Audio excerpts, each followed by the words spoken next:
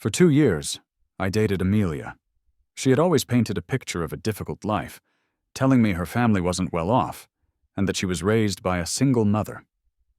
There were times, she said, when she didn't have enough to eat. I think it was because we both seemed to be struggling that I felt such a strong connection to her. I decided to work 2 jobs, taking on extra shifts and late-night deliveries, all to support her so she could focus on her studies.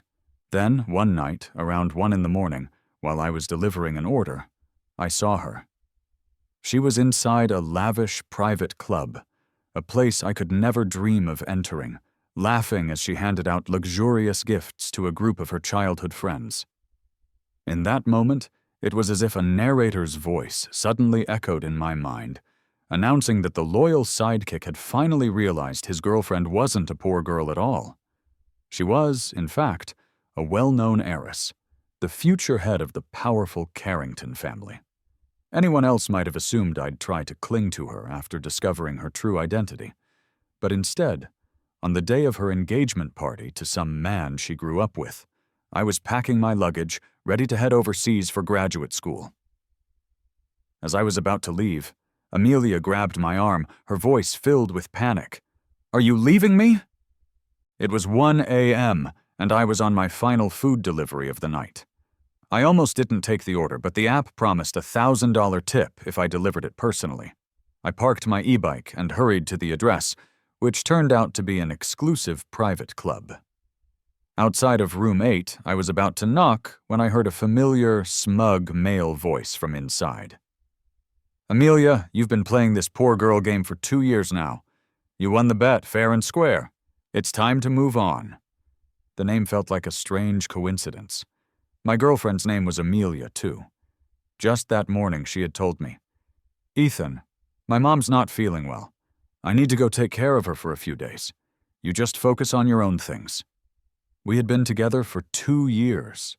She told me she came from a family with no money, raised by a single mom, and was studying hard to pass the bar exam. How could she possibly afford a place like this? Overcome with curiosity, I pressed my ear closer to the door.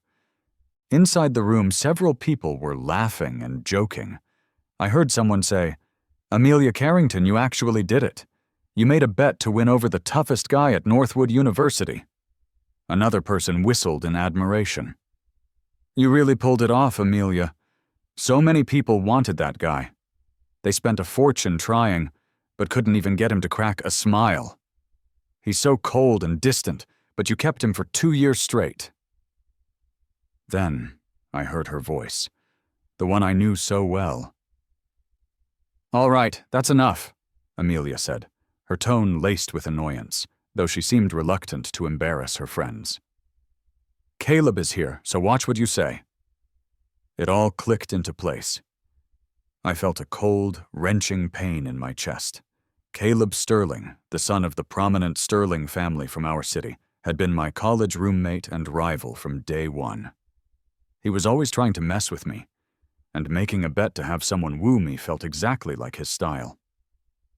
As I stood there, lost in a daze, my delivery app buzzed, warning me I had 2 minutes left to avoid a late fee. Taking a deep breath, I pushed the door open and walked in. I placed the large dish of crawfish on the table. In the dimly lit room, with lights flickering over their faces, Amelia looked up, clearly not expecting a delivery. "Caleb, did you order this?" she asked, surprised. The man sitting next to her, Caleb, grinned maliciously. "I did, and look who it is. Our school's heartthrob, Ethan." The music in the room died down, and all eyes turned to me. Amelia looked up, her face a mask of shock. "Ethan, why are you here? It's so late. You should get some rest. I told you not to overwork yourself." Her feigned concern made the tension in the room feel thick enough to cut with a knife. I gave a short, bitter laugh. "Weren't you supposed to be taking care of your sick mother? Or is she here with you?" Amelia looked panicked, stumbling over her words. "No, Ethan, it's not what you think." Before she could continue, Caleb grabbed her arm, pulling her closer to him. "Amelia, remember who I am," he declared loudly. I'm the one who grew up with you. He's just a fling."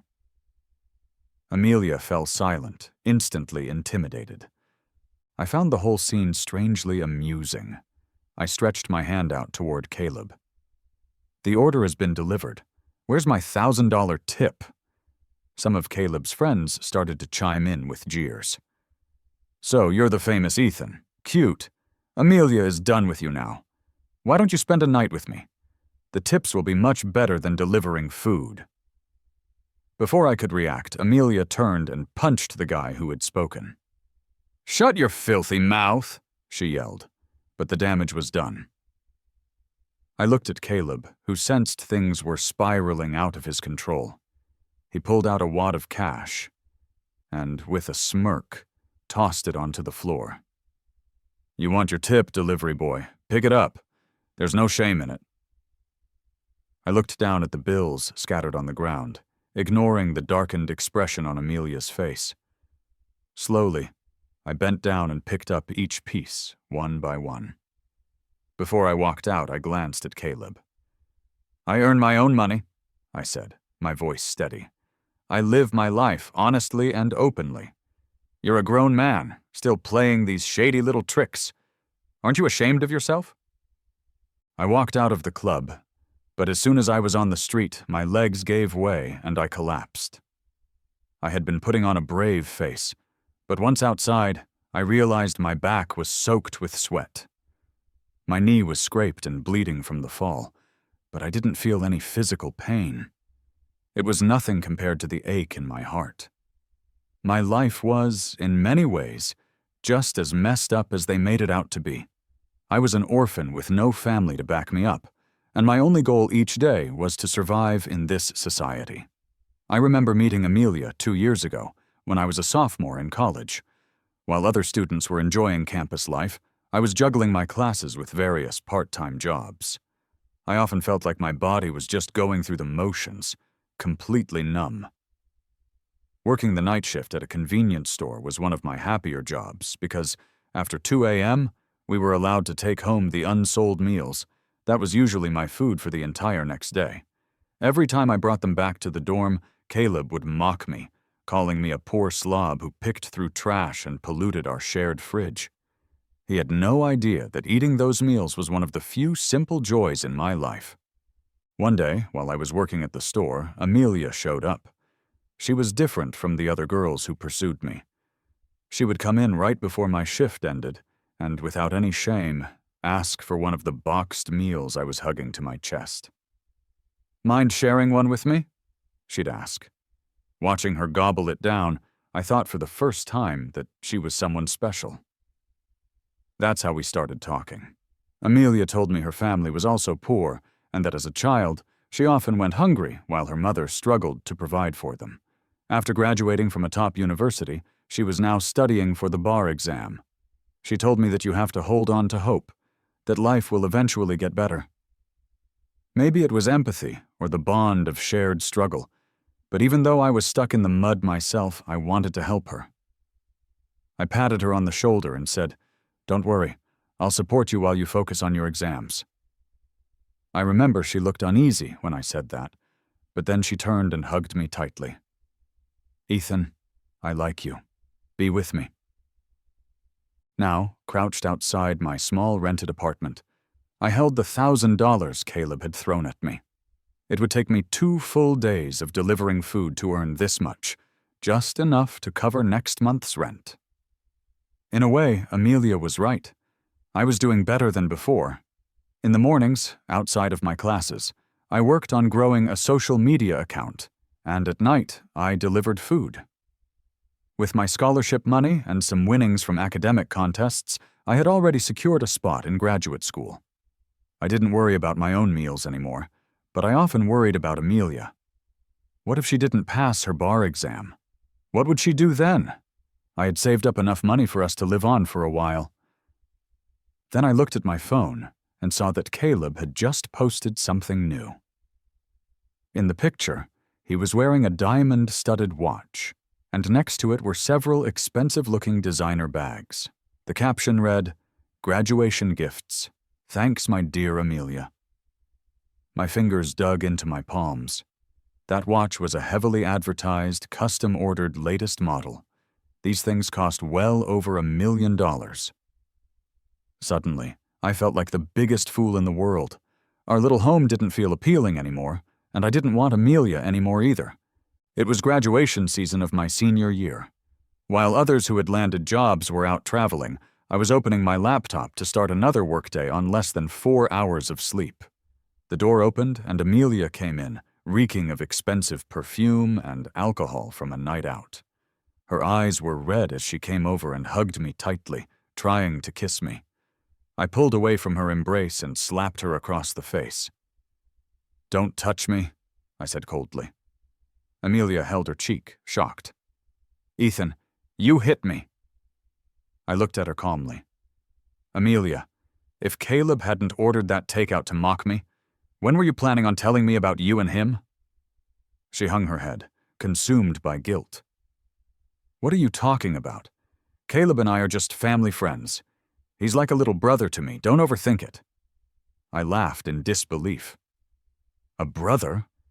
You and he are getting engaged in 2 weeks. Is that what siblings do?" She froze, her eyes wide with shock. "How do you know that?" For the first time, a wave of pure fury washed over me. "Amelia, what do you take me for? A toy to play with and then toss aside? What makes you think I would let anyone point at me, saying I'm not good enough for you, claiming I'm brazen for trying to be with the Carrington heir? My biggest fault is just being a bit poor. But I'm a person, too. I feel pain, and I get sad. Amelia, I'm tired. I'm done playing your games. Let's break up." After that huge fight, Amelia vanished. Yet, on my phone, she still sent messages every day, without fail. "Ethan, my thing with Caleb is just a family arrangement. You know my status is complicated. The family elder said I could only be named the heir if the Sterlings became family through marriage. Believe me, I have no feelings for him. You're the one I love the most." There were hundreds of these messages piled up, but I couldn't be bothered to open them. I just wanted to focus on a brighter path for my own future, not on her excuses. I turned on my computer, and shortly after, an email came through. It was an acceptance letter from a prestigious university abroad. The joy and excitement were enough to completely overshadow any hurt I felt inside. Ever since I got into Northwood University, my dream had been to study abroad for my master's degree. But then I met Amelia, and my plans changed. I figured that with her by my side, I would do my master's in the country, so we could be close and support each other. Now, all of that was pointless. There was still one pressing issue: money. Studying abroad is incredibly expensive. Even with a full scholarship, the daily living expenses add up quickly. Over the last 2 years, I had spent most of my earnings on Amelia, her food, her clothes, her share of the living expenses, even her cab money. I covered it all. I genuinely thought she was broke. Now it was clear she just didn't care about the little things. I mean, who casually gifts someone $1 million watch if they're truly strapped for cash? Just then, my phone buzzed with a notification from my bank. Someone had deposited a large sum of money into my account. I counted the zeros, a whole $30,000. I knew it was from her. I told myself there was no way I was giving it back. It was what I deserved. With a week left until Amelia's engagement party, I had already given up our apartment. I sold everything I didn't need online and packed all of Amelia's belongings into boxes. I sent her a message telling her to come and get them, or they were going in the trash. Out of the blue, Caleb called me. "Ethan, it's me, Caleb." I didn't respond. He sneered through the phone. "You think I don't know you're still clinging to Amelia? Meet me at the coffee shop by the school entrance."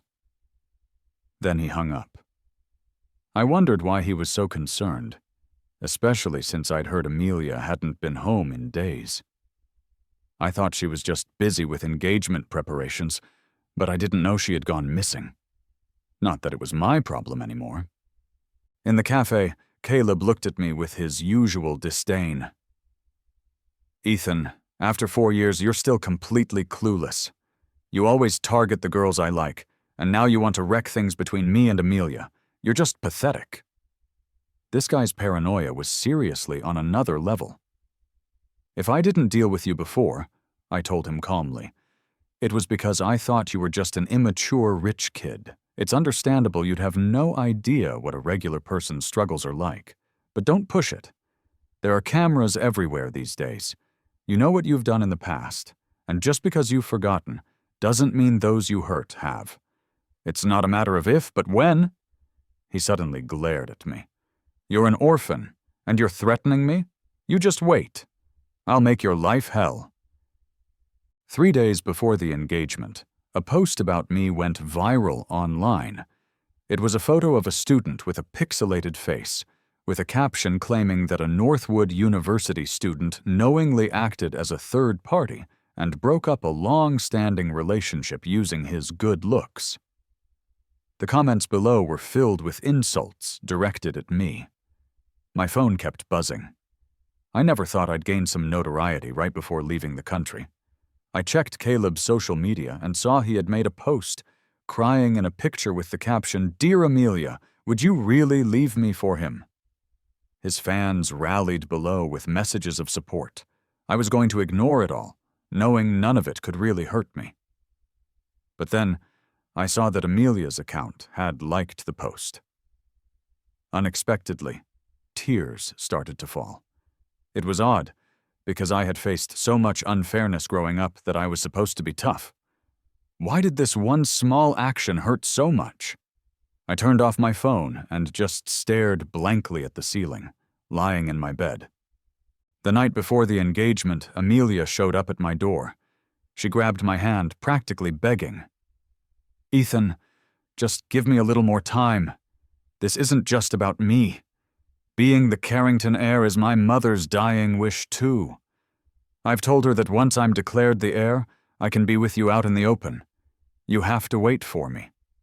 I hadn't seen her for a while, and she had lost a lot of weight. For a moment, I almost felt bad for her. But then I remembered the liked post, the public humiliation. I yanked my hand back. "Amelia, we're over. You're getting engaged tomorrow. It's a done deal.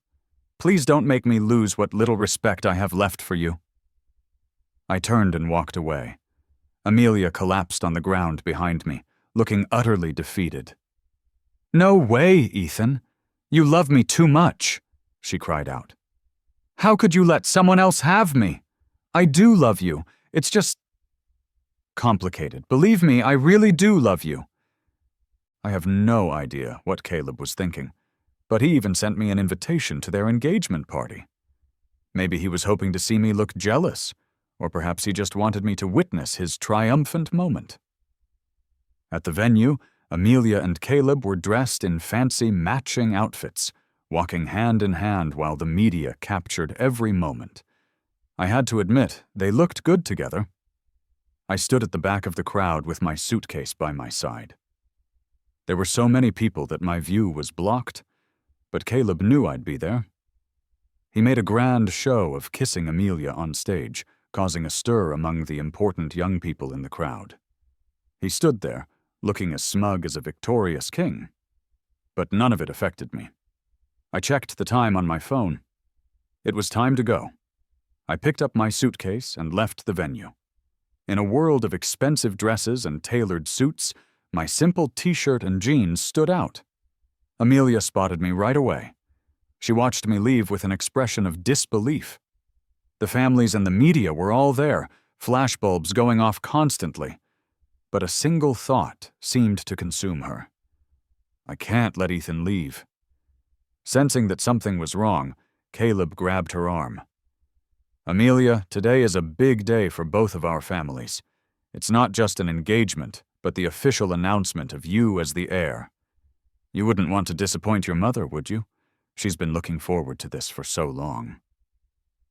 Amelia looked out at her mother in the audience, who was beaming with happiness. In the end, she gave in.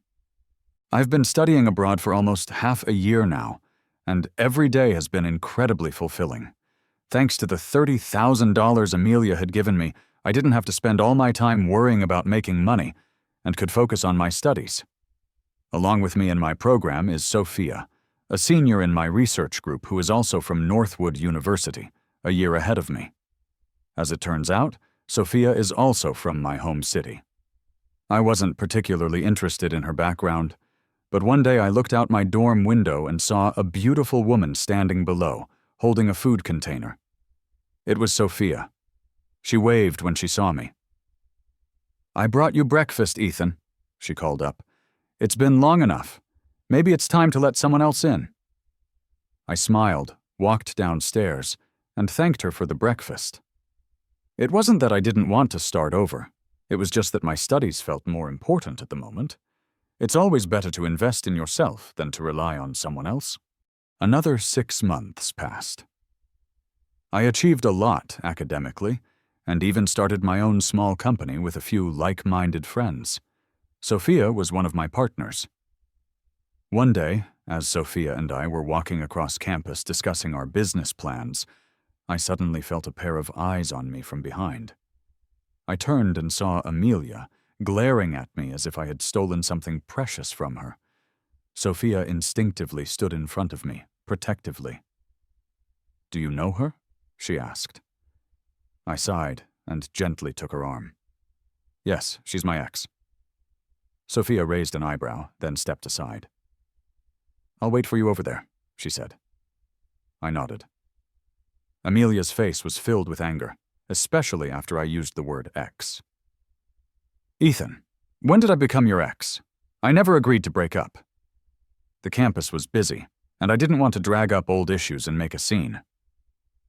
"Amelia, it's been a year. You're a big shot with the Carrington Group now, and I've moved on. Time is moving forward. I've let go, and you should too."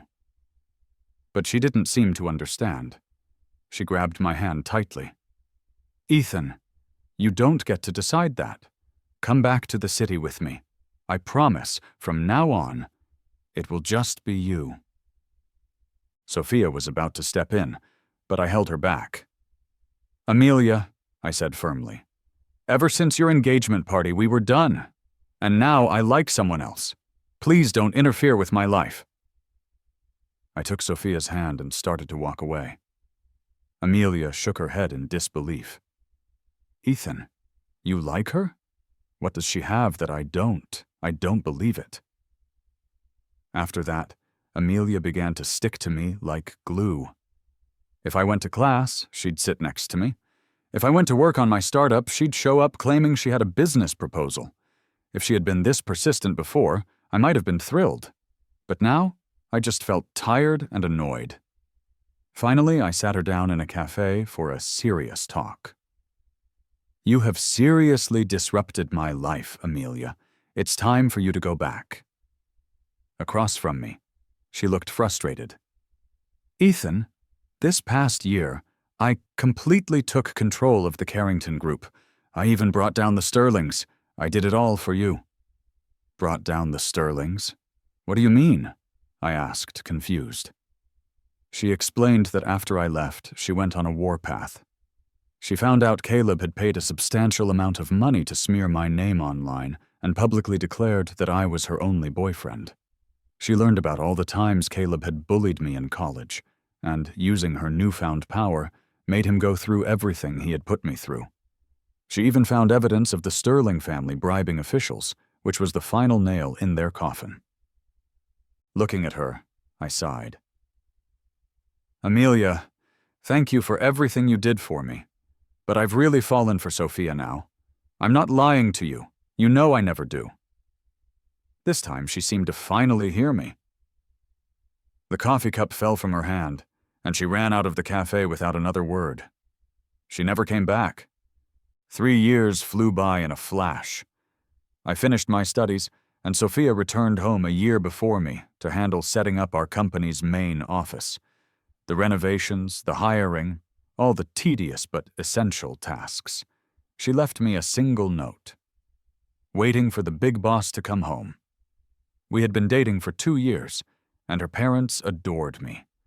When they learned I was an orphan, they were even kinder. The day I came back, Sophia's parents held my hands tightly.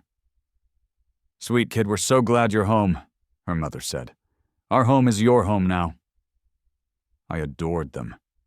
They gave me the sense of family I had missed my entire life. That night I ordered takeout.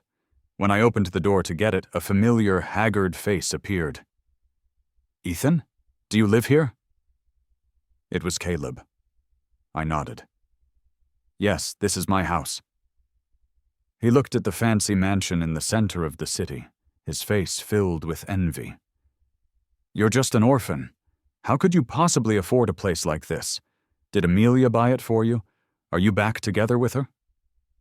Hearing voices, Sophia came downstairs and wrapped her arm around mine.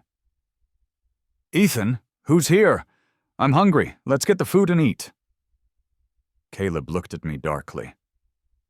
"So, you're with another rich girl now, huh? Nice going."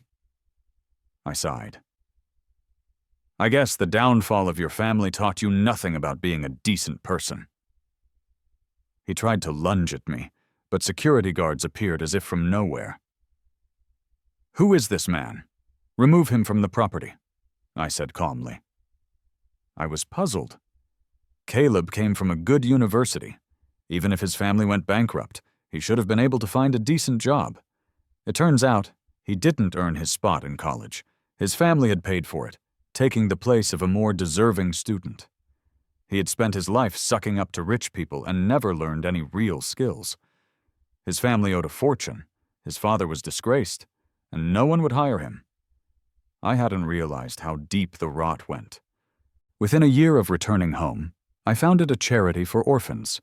Sophia and I finally had our wedding. Surprisingly, Amelia actually showed up and made a donation of several $1,000,000. When I found out, I tried to send the money back. Our wedding was about sharing our joy, not about accepting grand gestures. But she refused, insisting, "It's a donation to the charity in Ethan's name." When Sophia heard, she pouted jealously. "I can't stand her." I patted her on the head. "Don't be silly, it's nothing." I then had the donation officially recorded under Amelia's name. Later, with all our friends and family around us, I raised a glass with Sophia. "Cheers to everyone," I said, my heart full. Amelia's epilogue. At the engagement party, watching Ethan leave with his suitcase, it felt like I was losing a piece of myself, a piece that I knew I could never get back. I wanted to run after him, to scream his name, but my entire life, my mother had held me close, gently whispering her hopes for me to one day lead the Carrington Group. As I stood on that stage, I could see her in the audience, her eyes so full of eager anticipation. I couldn't leave. I was terrified she would fall apart, so I let Ethan go. That was just the first step. After securing my position, I purged the poisonous, corrupt people from the company. Now I am the sole leader of the Carrington Group. But even with all this power, I don't feel any joy. Every day, I am haunted by the memory of Ethan's smile. Ethan was stunning, the kind of person you remember after just one look. He was the undisputed heartthrob of the campus. I made a bet with Caleb that I could win him over, but I had my own reasons. For me, it was love at first sight, a secret I kept hidden for so long. Back then, I would wait outside the convenience store every night just to see him. He would always emerge with his arms full of unsold meals. After the lights were off and the doors were locked, I'd playfully nag him for one of the boxes. The food tasted far worse than anything my family's private chef made, but seeing the sparkle in his eyes as we shared it made everything taste heavenly. Those 2 years I spent with Ethan were the happiest of my life. I pretended to be a jobless, aspiring lawyer, and he promised to take care of me, telling me I shouldn't stress about money. At that moment, my heart would pound in my chest. To support me, he worked even harder. The pay from the convenience store was low, so he started creating social media content. It didn't make much money at first, but he eventually started getting ad revenue. Still thinking it wasn't enough, he began delivering food at night. He did that for a whole year. I felt so sorry for him. I told him he didn't need to work so hard, that the truth was I had money. A lot of money. But every time I tried to tell him, he thought I was joking. "Amelia, you don't even own a single designer outfit," he'd say. "The most expensive thing you own are the sneakers I bought for you. You say you have money, but where is it?" There were so many times I wanted to tell him the truth, but whenever I tried, he would get worked up, his fists clenched. He couldn't stand the rich kids at our school, thinking their money made them believe they were better than everyone else. Every time the truth was about to spill out of my mouth, I swallowed it back down. And so, I kept it from him for 2 whole years. My mother's health was getting worse day by day, and the Carrington Group, while appearing powerful on the surface, was rotting from the inside. The only condition for me to inherit the company was to marry Caleb. Caleb was the first of my peers I met when I returned to the Carrington family fold at the age of 10. He was spoiled and bratty from the start, and everyone catered to his every whim. I never liked him. To be honest, I despised him. The first thing he ever did was mock my background, calling my mother a mistress and me an illegitimate child. He wasn't wrong, but hearing it from him was unbearable. He claimed we were childhood sweethearts, but in reality, I was more like an insect trapped in his palm. If I ever stepped out of line, he would run and tattle to the family elders. When he went to college, he often mocked a guy there. That guy was Ethan. One day, Caleb dragged me along and forced me into making that bet. He wanted me to pursue Ethan and then dump him, just to see Ethan heartbroken. I refused at first, but Caleb threatened to back out of the marriage pact, which would have destroyed my family's plans. I resented him for his unbearable cruelty. But the first time I laid eyes on Ethan, I knew I would go through with the plan. But for my own reasons, I truly fell head over heels for him. When I tried to follow him overseas, after our breakup, it was too late. I shamelessly trailed after him for a while, but he was a completely different person, cold, distant. I couldn't believe he had gotten over me so quickly. I didn't want to give up, not until that day in the cafe when he looked me straight in the eye and said, "Amelia, I really have someone I like now." At that moment, my heart felt like it had been stabbed. I could hardly breathe. I knew he was being genuine. He had really fallen for a woman named Sophia. Ethan eventually went back home, and before long he married her. He didn't invite me to the wedding, but I showed up anyway. I'm not the type to take joy in wrecking families, and even though I still cared for him deeply, I knew my place. I donated $5 million. I wanted it to be donated in his name, as my act of penance, my way of making amends for the guilt I carried. At his wedding, I saw him moved to tears by the vows. Watching him look so completely happy, I knew it was finally time to let this love go. Ethan, I wish you all the happiness in the world.